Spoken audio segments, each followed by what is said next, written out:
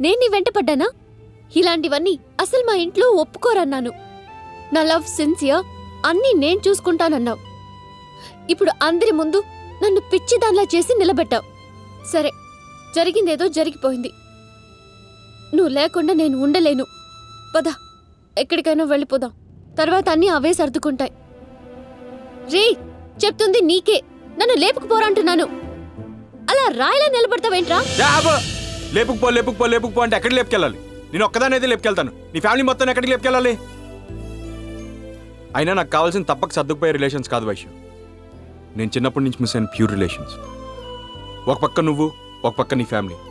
ఈ రెండిట్లో ఏ ఒక్కటి లేకపోయినా రెండోది నాకొద్దు. నన్ను ఇలా మధ్యలో వదిలేస్తున్నావంటే నీ ప్రేమలో నిజం లేదు. నిజమైన ప్రేమ అంటే వెంటబడి ప్రేమించడం ఒకటే కాదు వైశ్యం. మనం ప్రేమించిన వాళ్ళకి మన వాళ్ళకి చెడు జరుగుతుందంటే వదిలేయడం కూడా ప్రేమే.